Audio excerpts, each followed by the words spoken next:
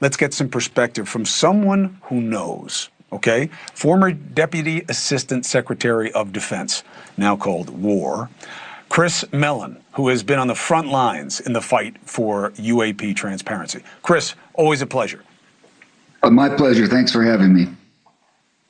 So where is the cynicometer on whether or not this time we will get what is promised and it will be a meaningful delivery? It's a very awkward situation because the president has made clear he values protecting classified information, but he's also said he wants to release this UFO information, all of which happens to be classified. So people in the bureaucracy are caught in the middle of this, trying to sort out where to draw the line, what to release, how to release it, to whom to release it, to the public, to Congress, some to each. So I don't think this is going to happen overnight. It's a significant body of information. They're going to have to review these files one at a time, case by case, within their different organizations. I'm hopeful. All of us, my associates and colleagues, of course, support transparency and to the maximum degree possible, consistent with national security. So we're hoping this is going to be very meaningful and extensive, but we're also under the impression it is going to take a while, and it is not necessarily going to be as extensive as many people might want to see. Here's the weird thing, or one weird thing. How do you explain it to so many in the media and even in Congress and in positions of power who believe that this is a complete farce, that there is nothing there? How do you deal with them believing that when at the same time they won't release any information because they say it's classified and they can't do it without violating national security? If it's a nothing burger, why wouldn't they just come out and say, look, I don't know where you people got all this craziness from on the internet, but here's what it is. Here's what we're looking at. And there's nothing here. Move on. Yeah, the simple answer is it's not a nothing burger. It is categorically a real thing, a very real thing.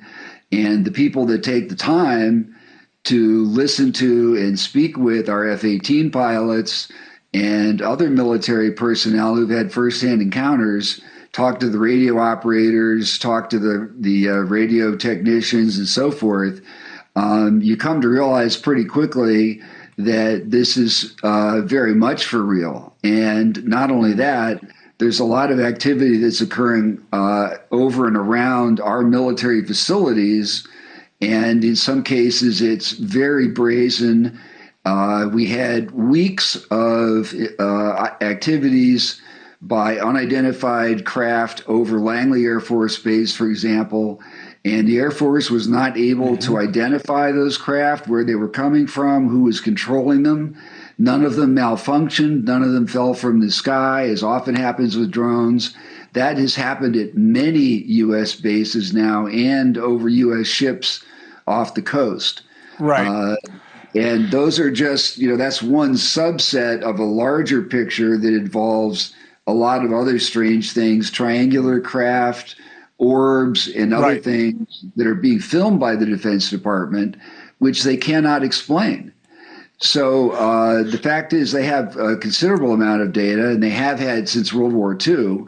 And the body of data is growing. We're up to now thousands of reports in just the last few years since Congress passed legislation saying we want you to keep track of this. In that short period, that's just military reports. That doesn't include civilian reports. Civilian reports. It's a very real issue, and it's a very concerning issue. Chris, we don't know enough yet, but just give me a quick take. Are the disappearances of these personnel either missing or dead under curious circumstances, do you believe that there is a relationship worth pursuing? I do not believe there is common cause among all the names that have been mentioned. I don't think there's a single hand that has produced all of these tragic fatalities. Responsible for all of them. Right. I do not believe that, but I do think there is a subset that is certainly worth investigating. And the FBI is doing that, to my understanding. I'm glad to hear that. When people like Matthew Sullivan die in the way he did unexpectedly just before he was going to testify, I think that reaches a threshold that you say, yeah, somebody should look at this. Christopher Mellon, I appreciate you as always. Thank you for making time. You're always well.